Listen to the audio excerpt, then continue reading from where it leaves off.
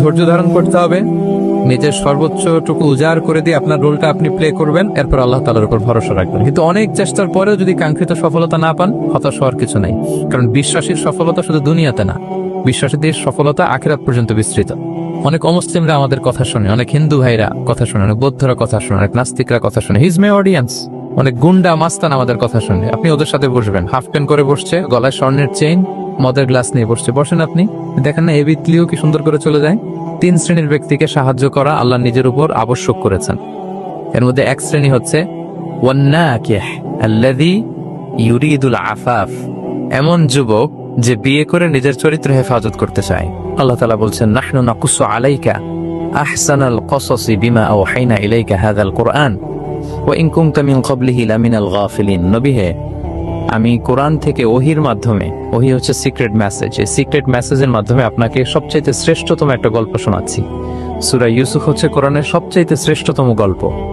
এই পৃথিবীতে যত গল্প হতে পারে, আপনারা রবীন্দ্রনাথ পড়েছেন, আপনারা বঙ্কিমচন্দ্র চট্টোপাধ্যায় পড়েছেন, আপনারা কেউ শেক্সপিয়ার পড়েছেন, আপনারা গোটা বিশ্বের বড় বড় সাহিত্যিকদের বই পড়েছেন। যত সাহিত্য হতে পারে, যত স্টোরি হতে পারে, যত গল্প হতে পারে, এমনকি কোরআনের অন্যান্য গল্পগুলোর চেয়েও এটা শ্রেষ্ঠ, অনন্য, অনবদ্য, আনপ্যারালাল। একটা গল্প যে কত নান্দনিক হতে পারে, একটা গল্প কত জীবন্ত হয়ে মানুষের চোখে ধরা পড়তে পারে, সেটা আল্লাহ তাআলা শব্দের, আরবি শব্দের বুননে, ভাষার প্রাঞ্জলতা এই সূরাতে ফুটিয়ে তুলেছেন। এত সুন্দর একটা গল্প। আল্লাহ তাআলা বলছেন আহসানুল কসাস, মানে সবচাইতে শ্রেষ্ঠ গল্প নবী হে আপনাকে শোনাচ্ছি। গল্পকে আরবিতে বলে কিসসা, এর প্লুরাল হচ্ছে কসস। তো কিসসা বললেই মনে করবেন না যে এটা খারাপ জিনিস। অনেকে বলে আরে উনি তো কোরআন হাদিস দিয়ে কিছু বলে না, খালি কিচ্ছা বলে। কিসসা কিন্তু কোরআনে এসেছে, অনেক নবীর কসস কোরআনে এসেছে। তো সেটা যদি কোরআন থেকে কিচ্ছা হয় বা ঘটনা হয়, স্টোরি টেলিং হয়, দ্যাটস গুড, অ্যাপ্রিশিয়েটেড, রেকমেন্ডেড। তো আল্লাহ গল্প কেন বললেন কোরআনে, এবং শ্রেষ্ঠ গল্প করে আল্লাহ তাআলা স্টেটমেন্ট দিলেন আহসানাল কসাস, সবচেয়ে শ্রেষ্ঠ গল্প ইউসুফের গল্প। কারণ কি? কারণ গল্প মানুষকে আকৃষ্ট করে। গল্প মানুষকে কি করে? আকৃষ্ট করে। অনেক সময় দেখা যায় যে আমরা যখন তাত্ত্বিক কথা বলি, মানুষ হাই তোলে, কেউ এদিক সেদিক তাকায়, একটা জীবনী জীবনী ভাব। যখন ঘটনা বলি, একটা গল্প যখন শুরু করি, তখন একেবারে নড়ে চড়ে বসে সবাই, মানে কি হইলো দেখি, শেষ পর্যন্ত কোথায় যেয়ে ঠেকে। তো এই জন্য আল্লাহ তাআলা মাঝে মাঝে আমাদেরকে গল্প শুনিয়েছেন। ইহুদিদের কাছ থেকে, মদিনা ইহুদিদের কাছ থেকে একটা প্রশ্ন শিখে আসছিল কুরাইশরা। ওই প্রশ্নটা রাসূল সাল্লাল্লাহু আলাইহি ওয়াসাল্লাম করেছিল যে, বনি ইসরাইলের, হে মুহাম্মদ, বনি ইসরাইলের লোকেরা তো থাকতো কানাআনে, মানে প্যালেস্টাইনে, তো বনি ইসরাইল মিশরে আসলো কিভাবে? তুমি যদি সত্য নবী হও বলে। আবার কেউ কেউ বলেছিল যে ইউসুফ আলাইহিস সালাম, ইয়াকুব আলাইহিস সালাম, ওনারা থাকতো প্যালেস্টাইনে, ওনারা মিশরে আসলো কি করে বলো? আবার সাহাবারা মাঝে মাঝে মক্কায় বলতেন, ইয়া রাসূলুল্লাহ, শুধু জান্নাত জাহান্নামের আয়াত, আখিরাতের আয়াত, তাওহীদ শিরকের আয়াত, এগুলো আমাদেরকে বলা হয়, কোনো ঘটনা কোরআনে বলা হয় না কেন? আমাদেরকে যদি একটা ঘটনা শোনাতেন, আমরা ইন্সপায়ার্ড হতাম। এই চাহিদা, এই প্রশ্নগুলোর আলোকে আল্লাহ তাআলা অ্যানসার হিসেবে সূরা ইউসুফকে নাজিল করেছেন। তাহলে শোনো, আহসানুল কসাস, একটা গল্প কত মাধুর্যময় হতে পারে শোনো। এবং এর মধ্যে দিয়ে আল্লাহ তাআলা বলেছেন বনি ইসরাইল কিভাবে প্যালেস্টাইন থেকে ইজিপ্টে মাইগ্রেট করলেন। এভাবে অনেক নবীদের ঘটনা আল্লাহ তাআলা কোরআনে আমাদেরকে শুনিয়েছেন। আল্লাহ তাআলা বলছেন, রুসুলান কদ কসাসনাহুম আলাইকা মিন ফাবলু ওয়া রুসুলাল লাম নাকসুসহুম আলাইক।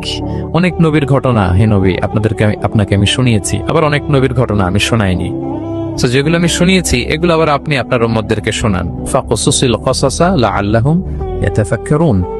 আপনি এই কিচ্ছাগুলো, ঘটনাগুলো আপনার উম্মতকে শোনান, যাতে করে তারা চিন্তাশীল হতে পারে। তাহলে এটা হচ্ছে ইন্ট্রোডাক্টরি ডিসকাশন, প্রাথমিক কথা, যে গল্প মানুষকে আকৃষ্ট করতে পারে, এজন্য গল্প মানুষের মনে দাগ কাটে, এবং একটা গল্প কত পাওয়ারফুল হতে পারে, নান্দনিক হতে পারে, এটা এই সূরার মধ্য দিয়ে আল্লাহ তাআলা আমাদেরকে বুঝিয়েছেন। আমরা কিন্তু প্রায় মহামানবদের গল্প শোনাই, সফল মানুষদের গল্প শোনাই। মিডিয়াতে মাঝে মাঝে দেখবেন যে কিছু প্রোগ্রাম করে যে সফল মানুষদের গল্প। এই গল্পগুলো কেন বলে?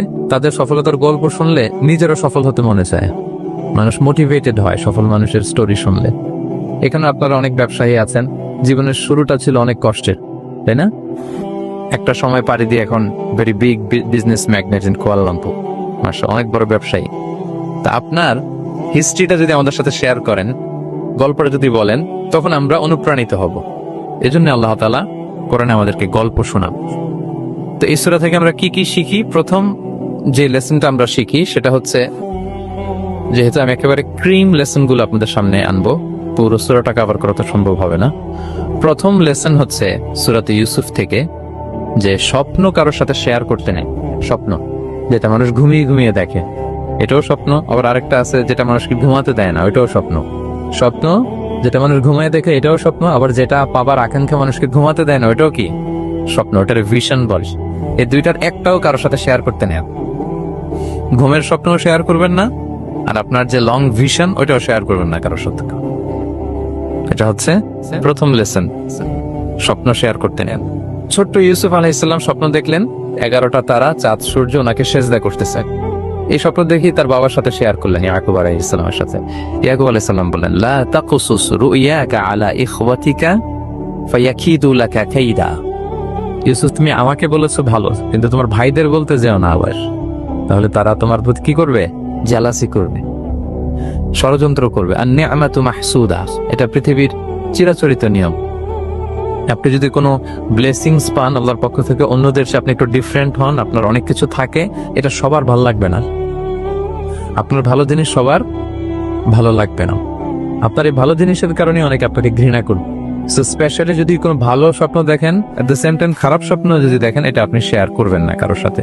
কারণ স্বপ্ন এটা কেবলমাত্র মন মস্তিষ্ক প্রসূত কোনো বিষয় না। মুমিন জীবনে এটা অনেক অর্থবহ। মাঝে মাঝে স্বপ্নের মাধ্যমে আল্লাহ মানুষকে বার্তা দেয়, এলহাম পাঠায় স্বপ্নের মধ্য দিয়ে। এই জন্য বিজ্ঞ, প্রাজ্ঞ, শুভাকাঙ্ক্ষী কাউকে শেয়ার করা যায়। যার জ্ঞান নেই বা ব্যক্তিগত জীবনে পাপী, ভালো মানুষ নয় বা হিংসুক টাইপের, এদের কাউকে আপনার কখনো স্বপ্ন শেয়ার করবেন না। ভালো স্বপ্ন দেখলে শুকরিয়া করবেন আল্লাহর, আলহামদুলিল্লাহ, আল্লাহ কবুল করো। খারাপ স্বপ্ন দেখলে পানাহা চাবেন আল্লাহর কাছে। সুনানে তিরমিজিতে একটা বাব আছে, একটা চ্যাপ্টার, বাব লা তাকুসুর রুইয়া ইল্লা আলা আলিম আও নাসিহ।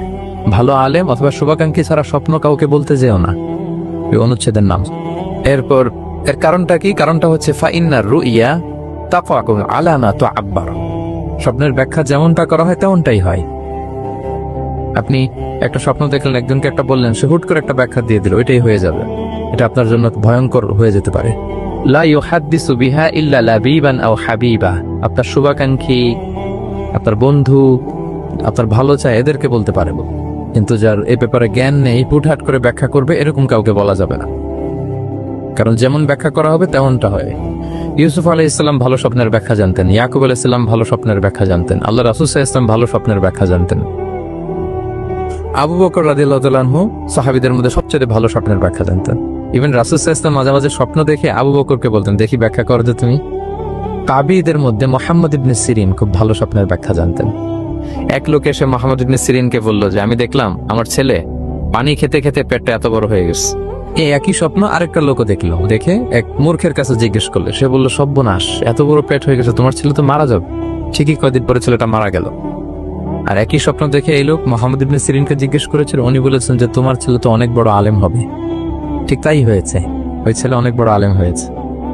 তো ফাইন্নার রুইয়া তাকউ আলা মা তুআব্বার। স্বপ্নের ব্যাখ্যা তেমন হয় যেমন এটার ব্যাখ্যা করা হয়। রাসূল সাল্লাল্লাহু আলাইহি ওয়াসাল্লাম একবার স্বপ্নে দেখলেন যে তিনি, ওনাকে দুধ দেয়া হয়েছে, বাটিতে দুধ খাচ্ছেন, পরে আঙ্গুলের ফাঁক থেকে দুধ বেরোচ্ছে। এই সামান্য একটু দুধ রাসূল সাল্লাল্লাহু আলাইহি ওয়াসাল্লাম ওমরে ফারুককে দিলেন। সাহাবারা বললেন, মাযা আউয়ালতা বিহি ইয়া রাসূলুল্লাহ, এটা তাওয়িল কি? তখন বললেন, আউয়ালতু বিহি আল ইলম, এটা দিয়ে আমি জ্ঞান বুঝিয়েছি। মানে ওমরে ফারুকের আল্লাহ তাআলা অনেক জ্ঞান দিবে। স্বপ্নে কেউ দুধ খাচ্ছেন, এটা আপনার জ্ঞানের প্রতীক। রাসূল সাল্লাল্লাহু আলাইহি ওয়াসাল্লাম স্বপ্নে দেখলেন লোকজন দাঁড়ানো, কারো গায়ের জামা এতটুকু, কারো এতটুকু, কারো হাঁটু পর্যন্ত, আর ওমরে ফারুক জামা একেবারে টেনে হিচড়ে যাচ্ছে। তো সাহাবারা বললেন, মাযা আউয়ালতু বিহি ইয়া রাসূলুল্লাহ, এই স্বপ্নের তাওয়িল কি, ব্যাখ্যা কি?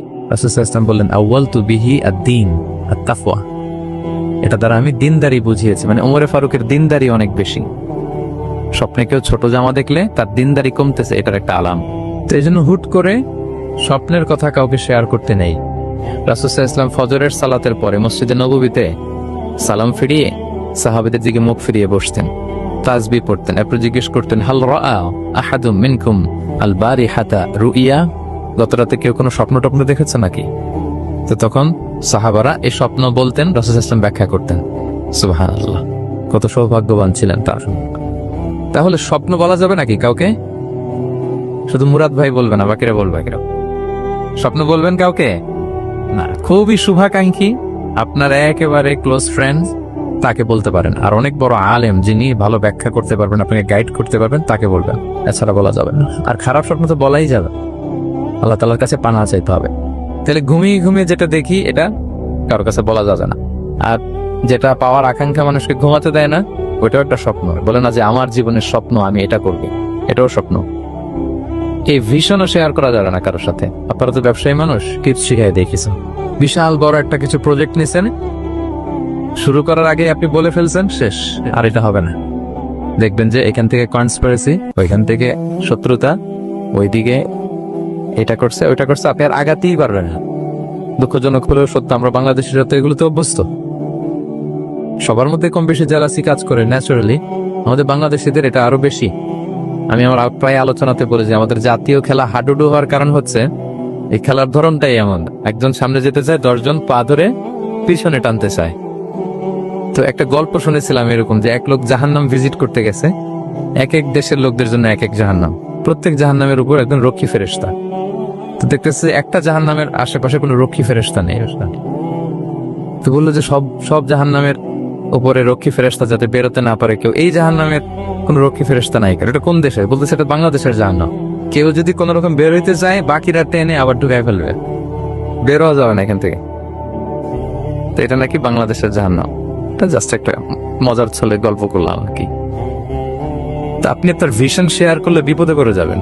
প্রপার হোমওয়ার্ক করবেন, গ্রাউন্ড ওয়ার্ক করবেন, কাউন্সিলিং করবেন, প্রজেক্ট দাঁড় করাবেন, লঞ্চিং প্রোগ্রামের দিন সবাইকে জানাবেন। সব রেডি, এবার আরো কেউ কিছু করতে পারবেন, এটা দাঁড়ায় গেছে, সব রেডি। লঞ্চিং জাস্ট একটা ফর্মালিটিস, তারপরে আমার কাজ শুরু হবে। কিন্তু আপনি আগেই যদি সবাইকে জানায় ফেলেন, হবে? এটা হবে না। এটা হচ্ছে 1 নম্বর লেসন, স্বপ্ন শেয়ার করতে নেই। এই লেসনটাকে ক্লিয়ার রে ভাই এবং বোনেরা? আচ্ছা, মুভিং অন, 2 নম্বরে চলে যায়। সূরা ইউসুফের 2 নম্বর লেসন হচ্ছে চরিত্র হচ্ছে মানব জীবনের সবচেয়ে দামি সম্পদ, আপনার ক্যারেক্টার। আমরা ছোটবেলায় পড়েছি না যে when money is lost, nothing is lost, health is lost, something is lost, character is lost, সব শেষ। এটা অনেক দামি সম্পদ। সো এই মোরাল স্ট্যান্ডার্ড বা আপনার এথিক্স, এটাতে কোনো কম্প্রোমাইজ করা যাবে না। চরিত্র শেষ তো সব শেষ। বিশেষ করে যুবক ভাইয়েরা, আপনারা অনেক যুবক আছেন এখানে দেখতে পাচ্ছি।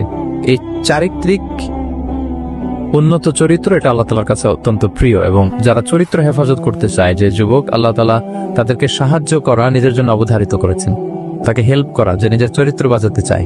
রাসূল সাল্লাল্লাহু আলাইহি ওয়াসাল্লাম বলেছেন, সালাসাতুন হাক্কুন আলাল্লাহি আউনুহুম, 3 শ্রেণীর ব্যক্তিকে সাহায্য করা আল্লাহ নিজের উপর আবশ্যক করেছেন। এর মধ্যে এক শ্রেণী হচ্ছে ওয়ান্নাকিহ আল্লাযী ইউরিদুল আফাফ, এমন যুবক যে বিয়ে করে নিজের চরিত্র হেফাজত করতে চায়। সেম গোস টু ফিমেল, নারীদের ক্ষেত্রে একই কথা। প্রত্যেকের ক্ষেত্রে, যুবক যুবতী প্রত্যেকের জন্যই তার চরিত্রটা তার জীবনের সবচেয়ে দামি সম্পদ। এবং এটা হেফাজতের একমাত্র মাধ্যম হচ্ছে বিয়ে। বিয়ে হচ্ছে আমাদের চরিত্র হেফাজতের রক্ষা কবচ। এবং রাসূল সাল্লাল্লাহু আলাইহি ওয়াসাল্লাম যুবক যুবতীদেরকে উদ্দেশ্য করে বলেছেন যে ইয়া মা'আশারাশ শাবাব, হে যুবক যুবতীরা, মান ইসতাতা মিনকুমুল বাআতা ফালিয়াতাযাওয়াজ, তোমাদের যাদের সক্ষমতা আছে তোমরা বিয়ে করে ফেলো। টাইমলি ম্যারেজ আমরা সব সময় বলি, সময় মতো করতে হবে। ফাইন্নাহু আগাদ্দু লিল বাসার, বিয়ে করলে দৃষ্টি সংযত হয়। ওয়া আহসানু লিল ফারাজ, প্রাইভেটস এটা হেফাজতে থাকে, লজ্জাস্থান। ওমান লাম ইয়াস্তাতি, যদি কারো সক্ষমতা না থাকে, ফাআলাইহি বিসসাওম, সে যেন রোজা পালন করে। ফাইন্নাহু লাহু বিজা, এটা তার জন্য ঢাল স্বরূপ। তাহলে অন টাইমে ম্যারেজের কথা রাসূল সাল্লাল্লাহু আলাইহি ওয়াসাল্লাম আমাদেরকে বলেছেন। এবং এই যৌবন এটা কিন্তু একটা হিউজ এনার্জি। আপনাদের নামও তো দিয়েছেন কি, Bangladeshi young business community Malaysia presents. তো আপনারা হচ্ছেন সবাই এখানে যুবক, তাগড়া যুবক। এই যৌবন 5টা প্রশ্নের উত্তর না দিয়ে কিয়ামতের ময়দানে মানুষ পা নাড়াতে পারবে না। এর মধ্যে একটা প্রশ্ন হচ্ছে, তোমার জীবনের যে মাহেন্দ্রক্ষণ যৌবন, এটা তুমি কিভাবে কাজে লাগিয়েছ, তোমার ইউথ, এটার ব্যাপারে আপনি জিজ্ঞাসিত হবেন। সো এই যৌবনটা এটা আমাদের কাছে আমানত। এর জন্য রাসূল সাল্লাল্লাহু আলাইহি ওয়াসাল্লাম অসংলগ্ন দৃষ্টিপাত করতে আমাদেরকে নিষেধ করেছেন, দৃষ্টি যাতে আমরা হেফাজত করি। এবং তিনি বলেছেন, 2টা অঙ্গের গ্যারান্টি যদি আমাকে কেউ দেয় যে এই 2 অঙ্গের পাপ কেউ করবে না, আমি নবী তাকে জান্নাতের গ্যারান্টি দেই। মাইয়াদমান লি মা বাইনা লিহিয়াইহি ওয়া মা বাইনা রিজলাইহি আদমান লাহুল জান্নাহ। 2 অঙ্গ কোনটা? 2 চোয়ালের মাঝখানে যেটা থাকে, মানে জিহ্বা। আর হচ্ছে দুই পায়ের মাঝখানে যেটা থাকে মানুষের প্রাইভেট, এই দুই অর্গান, দুই অঙ্গের পাপ যদি কেউ করবে না বলে আমি নবীকে গ্যারান্টি দেয়, আমি নবী তাকে জান্নাতের গ্যারান্টি দেয়। এই দুই অঙ্গ দিয়ে বেশি পাপ পায় মানুষের, খেয়াল করে দেখেন, বেশি পাপ পায়। তো এই জন্য ইসলাম বিবাহ বহির্ভূত সকল সম্পর্ককে হারাম করেছে, বিয়েকে হালাল করেছে। বিয়ের মধ্যে প্রশান্তি আছে, প্রাপ্তি আছে, দায়িত্বশীলতা আছে। অনেকে বলে যে আমি লিভ টুগেদার করবো, এখানে ইসলামের এত সমস্যা কেন? আমি আমার সূরা নূরের একটা লাইভ সিরিজ করতেছি, ওখানে বিস্তারিত বলেছি যে এখানে অনেক সমস্যা আছে। আপনি এই বাংলাদেশের পার্সপেক্টিভে যদি বলি, ঢাকা মেডিকেলের ডাস্টবিনে প্রায় নবজাতক বাচ্চা পাওয়া যায়, পত্রিকায় আসে, হয় জীবিত নয় মৃত। তো ওই যে বাচ্চাটা যে আপনি প্রাণ নষ্ট করলেন, এই অধিকার কি আমার আছে? কারো প্রাণ হরণের অধিকার তো আমার নেই। আরে বাচ্চাটা যদি জীবিত থাকে, এবার তার লাইফটা দেখেন কিরকম, কত হ্যাসেল। তার কোনো হিস্ট্রি নাই, তার হিস্ট্রি ইজ মিসিং, তার বাবা নাই, তার মা নাই। আমাদের প্রত্যেকের বাবা মা আছে, আমাদের একটা জেনেটিক্যাল ইনহেরিটেন্স আছে। আমার 14 পুরুষের জেনেটিক্যাল অ্যাট্রিবিউটস নিয়ে আমি বড় হয়েছি, আমার হিস্ট্রি আছে, তার হিস্ট্রি মিসিং। আর ইসলাম লিনিয়েজ মানে বংশকে প্রিজার্ভ করাকে খুব গুরুত্ব দেয়, এটা জরুরি।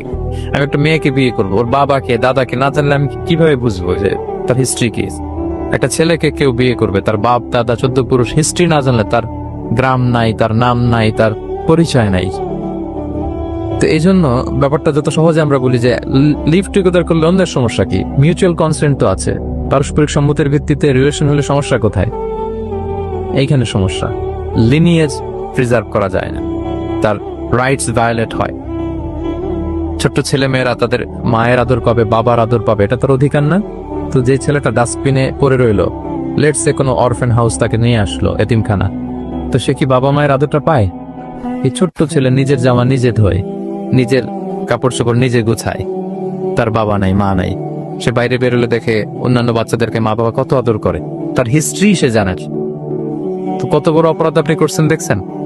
এই জন্য বিবাহ বহির্ভূত সকল সম্পর্ককে ইসলাম হারাম ঘোষণা করে, বিয়েকে ইসলাম বৈধ করেছে। প্রশান্তি আছে, দায়িত্বশীলতা আছে, সামাজিকতা আছে, সভ্যতা বিনির্মাণের একটা স্ট্রাকচার্ড সিস্টেম আছে। এজন্য বিয়ে বহির্ভূত সম্পর্ক হারাম। আপনারা জানেন যে সুন্দরী জুলাইখা ইউসুফ আলাইহিসসালামকে পাপের প্রস্তাব দিয়েছিল, নিষিদ্ধ প্রেমের প্রস্তাব দিয়েছিল। 7টা দরজা বন্ধ করে, ওয়াগাল্লাকাতিল আবওয়াবা ওয়া ক্বালাত হাইতা লাক, 7 দরজা লক করে বলেছিল এসো। আর তখন ইউসুফ আলাইহিস সালাম যে শব্দটা উচ্চারণ করেছিলেন, এটা গোটা বিশ্বের যুবকদের জন্য একটা মহৌষধ। তিনি বলেছিলেন মাআযাল্লাহ, যেটা আমরা বলে অভ্যস্ত, আমরা বলি নাউযু বিল্লাহ, সেম থিং, একই জিনিস। আল্লাহ আমি তোমার কাছে পানাহ চাই। এরকম ইনবক্সে যদি প্রস্তাব আসে, এরকম মেসেজ যদি আসে, পাপের কোনো হাতছানি যদি আসে, আমরা সাথে সাথে কি বলবো? মাআযাল্লাহ। কি বলবো? মাআযাল্লাহ, আল্লাহ এই পাপ থেকে আমি বাঁচতে চাই, আল্লাহ আমি পানাহ চাই।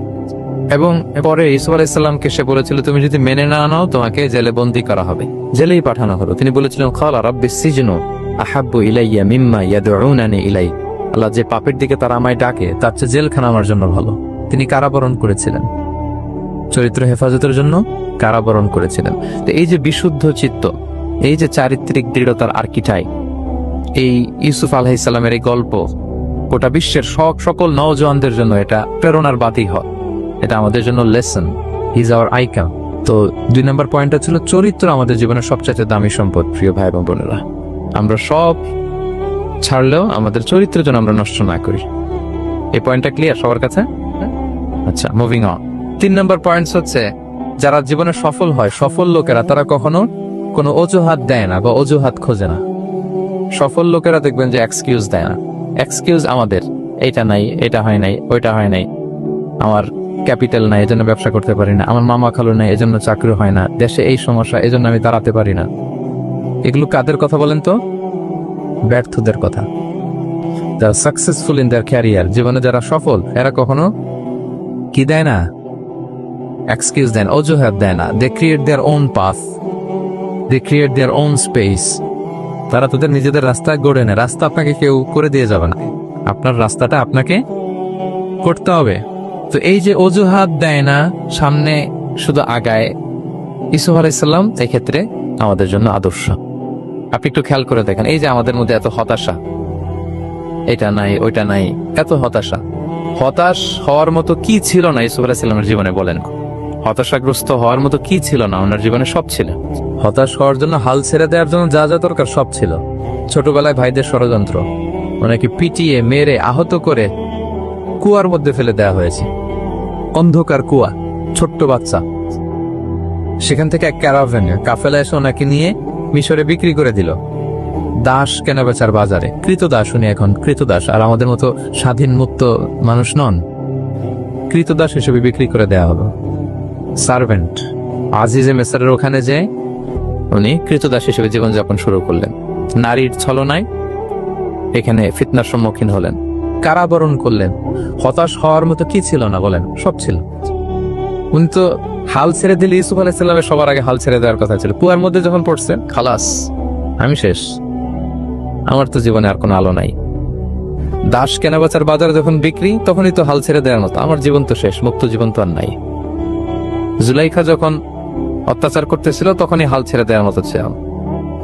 জেলখানায় মোর দেন আ ডেকেড, 12 বছর জেলখানায় ছিল, মানে মোর দেন 10 ইয়ার্স, 10 বছরের বেশি। তো তারপরেও তিনি কি করেন নাই? অজুহাত দেয় নাই। ধৈর্যের সাথে, সাহসিকতার সাথে একটার পর একটা পথ পরিক্রমা তিনি পাড়ি দিয়েছেন। এবং দেখেন যে উনি জেলখানার ভেতরে যে পুরো জেলখানার পরিবেশ চেঞ্জ করে ফেলছিলেন আল্লাহর নবী ইউসুফ আলাইহিস সালাম। জেলখানায় কারা যায় বলেন তো দেখি? চোর, ডাকাত, গুন্ডা, বদমাশ, তাই না? তো ওখানে যে উনি দেখলেন যে কারা কর্তৃপক্ষ এই গুন্ডা বদমাশদেরকে নিয়ন্ত্রণে রাখতে হিমশিম খাচ্ছে। আল্লাহ নবী ইউসুফ আলাইহিস সালাম ওনার চারিত্রিক মাধুর্যতা দিয়ে, ওনার পার্সোনালিটি দিয়ে, ওনার আচরণ দিয়ে, সবকিছু দিয়ে সবার মন জয় করে ফেলেন। কয়েক মাসের ব্যবধানে পুরো মিশরের জেলখানা ওনার নিয়ন্ত্রণ। সবার অসুস্থ যারা সেবা শুশ্রূষা করলেন, যাদের কাউন্সেলিং দরকার কাউন্সেলিং করতে লাগলেন। মাঝখানে আবার 2জন কয়েদি স্বপ্ন দেখলো। তারা দেখলো যে এখানে স্বপ্ন বলতে হইলে ইউসুফকেই বলতে হবে। ইউসুফ আলাইহিস সালামের কাছে বললো, উনি সুন্দর স্বপ্নের ব্যাখ্যা করলেন। এরপর প্রপার একটা টাইমে দাওয়াতি কাজ শুরু করেন। তার মানে আপনার রাস্তা যদি একটা বন্ধ হয়, আরো 10টা খোলা, ঠিক কিনা? একটা দরজা বন্ধ, আল্লাহ তাআলা আরো অনেকগুলো দরজা খুলে দিবেন। One door is closed, many doors are open, আরদুল্লাহি ওয়াসিআ। দাওয়াতি কাজ আপনি করতে চাইলে অনেক জায়গা খোলা আছে। এবং জেলখানা, কারাবরণ, কোনো কিছু দিয়ে আল্লাহ নবী ইউসুফ আলাইহিস সালামকে দমানো যায় না। দমানো গিয়েছে না। যেন সফলরা এগুলো বলেন, আমি তো কারাবরণ করছিলাম, আমি তো 10 বছর ছিলাম না, আমার তো এই সমস্যা। এগুলো সফল লোকদের কথা না। আপনারা নেলসন ম্যান্ডেলার নাম শুনেছেন? সাউথ আফ্রিকার প্রথম প্রেসিডেন্ট। উনি কত বছর কারাবরণ করেছিলেন জানেন? 27 বছর। 27 বছর উনি জেলখানায় ছিলেন। আজকে ওনার মৃত্যুর এত বছর পরেও কুয়ালালামপুরের এই ইফতার প্রোগ্রামে ওনার কথা আমরা স্মরণ করতেছি। কি সাকসেসফুল না? অত দূরে যাওয়ার দরকার নেই। আমি যদি এই দেশের দিকে তাকাই, what about the honourable prime minister Anwar Ibrahim? কয় বছর? প্রায় 8 বছর। পরে রয়্যাল পার্ডনে সব মিলাই টিলে 8 বছরের মতো উনি কারাজীবন কাটিয়েছেন। তো উনি সফল হতে কোনো সমস্যা হয়েছে? Now he is the prime minister of Malaysia. সুবহানাল্লাহ। মিশরে যখন আমরা ছিলাম, আমরা দেখেছি যে অনেক ইসলামিক মুভমেন্টের বড় বড় নেতৃবৃন্দ, কেউ 15 বছর, কেউ 20 বছর জেলখানায়, দমাতে পারেনি তাদেরকে। সফলদেরকে দমানো যায় না। এবং তারা এক্সকিউজ দেয় না, অজুহাত দেয় না, এটার কারণে পারি না, ওটার কারণে পারি নাই। তারা নিজের রাস্তা নিজে তৈরি করে। এই লেসনটা আমরা পেলাম। 4 নাম্বার হচ্ছে, বিলিভার্স আর অলওয়েজ অপটিমিস্টিক। বিশ্বাসীরা সবসময় আশাবাদী হয়, অলওয়েজ অপটিমিস্টিক, হাল ছেড়ে দেয় না। মুমিন কখনো হতাশ হয় না, মুমিন কখনো হাল ছেড়ে দেয় না। মুমিন ভরসা রাখে একজনের উপর, তিনি কে? আল্লাহ তাআলার উপর। সবসময় বিশ্বাসীরা তারা ভরসা রাখে। এবং সূরা ইউসুফে এটা শিক্ষা আমরা পাই। ইয়াকুব আলাইহিস সালাম ওনার ছেলেদেরকে বলেছিলেন যে লা তাইয়াসু মির রাহিল্লাহ ইন্নাহু লা ইয়াইয়াসু মির রাহিল্লাহি ইল্লাল কওমুল কাফিরুন। তোমরা আল্লাহর রহম থেকে নিরাশ হও না। আল্লাহর রহম থেকে নিরাশ হবে না। আল্লাহর রহম থেকে তারাই নিরাশ হয় যারা অবিশ্বাসী, যারা কাফির। হাল ছেড়ে দেওয়া যাবে না প্রিয় ভাইরা। এবং উনি প্রথমে ওনার ছেলে ইউসুফকে হারালেন, তারপরে বানিয়ামিনকে হারালেন, এরপর অন্যান্য ছেলেরা মিশরে চলে গেল শস্য আনার জন্য। তারপরে উনি আশা ছাড়েন। উনি বলেছেন ফাসাবরুন জামিল, যে কোনো পরিস্থিতিতে আমি ধৈর্য ধারণ করছি। আসাল্লাহু আইয়াতিয়ানি বিহিম জামিআ, এবং আমি আশাবাদী যে আল্লাহ সবাইকে আমার কাছে ফিরিয়ে দিবেন একদিন। সবাই ওনার পাগল বলতো, কি বলেন আপনি? বয়সের ভারে নুজ্জ হয়ে আপনি পাগলের মতো বলতেছেন ইউসুফ ইউসুফ ইউসুফ। কোথায় সে ইউসুফ? ওকে তো নেকড়ে খেয়ে ফেলেছে। কারণ ইউসুফের ভাইয়ের একটা গল্প সাজিয়েছিল, সন্ধ্যাবেলা এসে বলেছিল, বাবা আমরা তো খুব যত্নবান ছিলাম, কিন্তু নেকড়ে বাঘ তো খেয়ে ফেলেছে ইউসুফকে। তো উনি ইউসুফ আলাইহিসসালামের জামাটা হাতে নিলেন, হাতে নিয়ে দেখে ওরা আবার একটা বকরি জবাই করে একটা রক্ত মাখা নিয়ে আসছিল জামাতে। তো উনি বললেন যে ইউসুফকে কোন নেকড়ে খেলো যে ইউসুফকে খেয়ে ছিন্ন বিচ্ছিন্ন করে ফেললো, আমার ইউসুফের জামার মধ্যে তো কোনো আঁচল লাগলো না, জামার তো ডানে বাই কোথাও ছিঁড়া দেখতে পাচ্ছি না, শুধু রক্ত, এ কেমন নেকড়ে বাঘ? ইউসুফকে খেয়ে ফেললো কিন্তু ইউসুফের জামা ছিল না।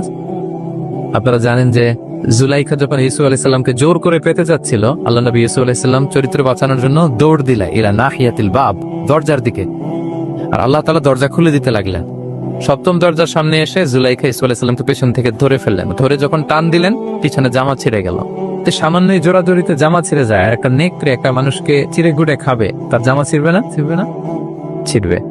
ওই জামা দেখেই উনি আন্দাজ করে ফেলছেন যে এটা মিথ্যা কথা, আমার ইউসুফকে নেকড়ে বাঘ খায়নি। এই যে অপরাধীরা যখন অপরাধ করে তারা সব আলামত মুছতে পারলো, একটা আলামত বাকি থেকে যায়, কোনো না কোনো আলামত থাকবে যেটা রেশ ধরে সিআইডিরা, ক্রিমিনাল ইনভেস্টিগেশন ডিপার্টমেন্টের লোকেরা তারা অপরাধীকে শনাক্ত করে ফেলে। তো ছোটবেলায় ইউসুফ আলাইহিসসালামকে হারালেন, এরপরে বানিয়ামিনকে হারালেন, এরপরে ছেলেরা গেল, শস্যন্তে কেউ নাই ওনার পাশে, কিন্তু উনি বললেন যে আমি বিশ্বাস করি, আমি আশাবাদী। উনি বলেছিলেন আমি আশাবাদী যে আল্লাহ তাআলা সবাইকে একদিন আমার কাছে ফিরিয়ে দেবেন, এবং তাই হয়েছে। সবাইকে আল্লাহ তাআলা ওনার কাছে এনে দিয়েছিলেন এবং ওনারা সবাই মিশরে চলে গিয়েছিলেন। এক মহা পুনর্মিলন হয়েছিল পিতা পুত্রের সেদিন, দীর্ঘ প্রায় 30-40 বছর পর। তো এই জন্য আমরা সবসময় আশাবাদী থাকবো, optimistic, never be pessimistic, try to B optimistic always. সবসময় আপনি আশাবাদী হবেন। রাসূল সাল্লাল্লাহু আলাইহি ওয়াসাল্লাম সবসময় আশাবাদী থাকতেন। যে কোনো একটা দিকে নেগেটিভিটি থাকবে, পজিটিভিটি থাকবে, আপনি কোনটা নেবেন? পজিটিভটা আপনি নেবেন। একটা উদাহরণ আছে না, যে এরকম একটা গ্লাসের অর্ধেক যদি পানি থাকে, কেউ দেখে অর্ধেক খালি, কেউ দেখে অর্ধেক পানি ভর্তি, তো আপনি অর্ধেক যে পানি ভর্তি ওইটা খেয়াল করুন, আশাবাদী হবেন। আশাবাদী লোকদেরকে আল্লাহ তাআলা পছন্দ করে। নিরাশ হয় যারা কাফির, অবিশ্বাসী তারা।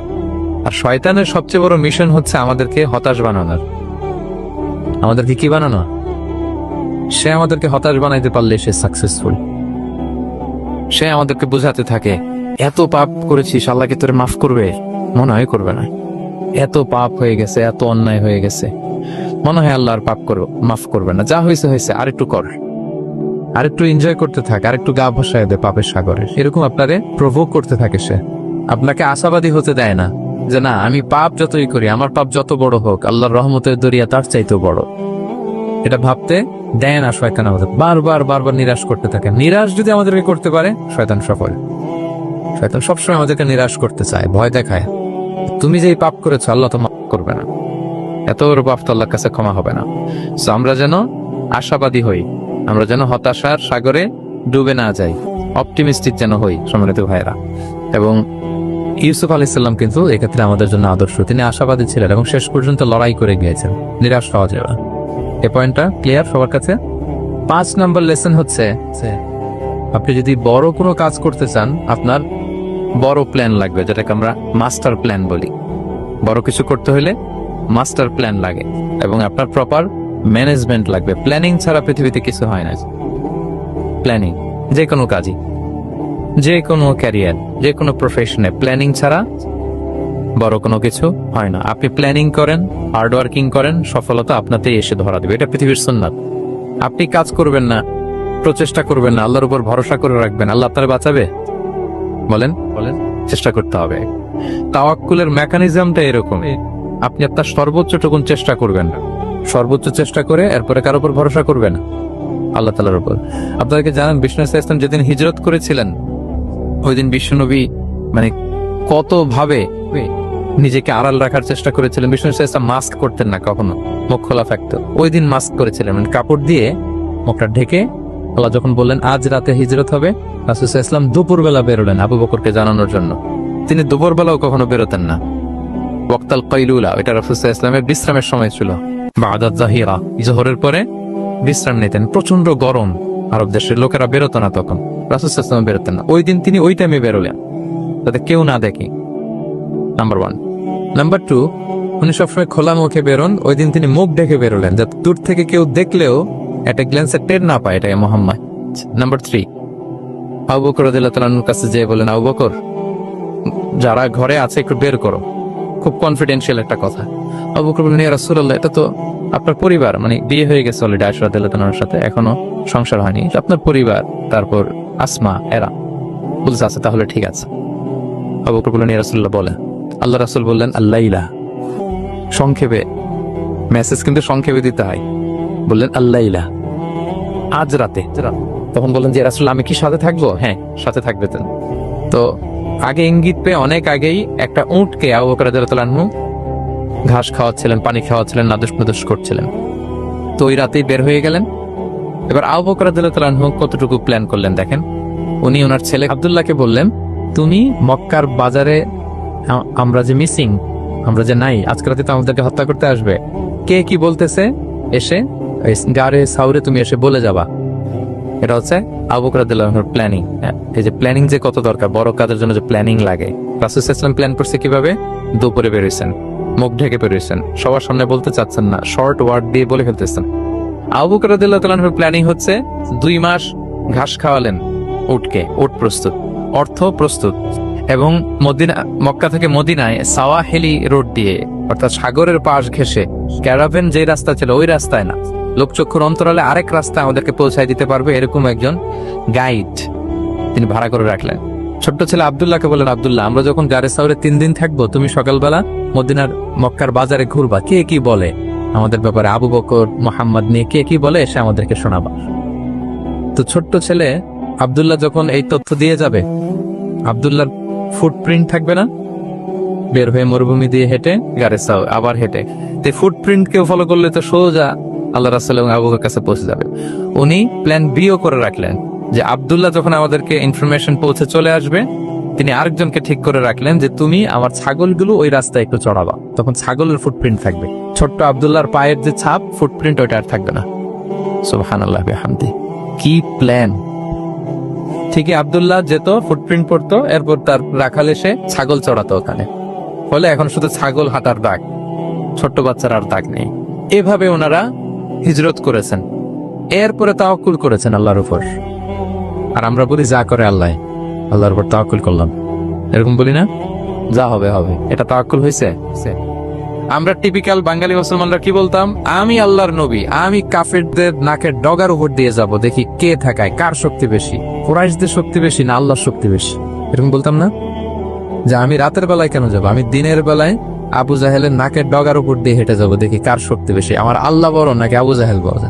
এরকম সস্তা কিছু আবেগী কথা আমরা বলতাম। কিন্তু বিষ্ণু ইসলাম কিরকম প্ল্যানিং করেছেন দেখেন, ওনার রোলটা উনি প্লে করেছেন, এবং সবশেষে ভরসা করেছেন কার উপর? আল্লাহ তাআলার উপর। তাহলে প্ল্যানিং, বড় কাজ করতে হলে আপনাকে প্ল্যানিং লাগবে। উনি কি প্ল্যান করলেন শোনেন। উনি যখন জেলখানায় ছিলেন, রাজা একটা স্বপ্ন দেখলেন যে 7টা গাভী হৃষ্টপুষ্ট, তাদেরকে গিলে খেয়ে ফেলতেছে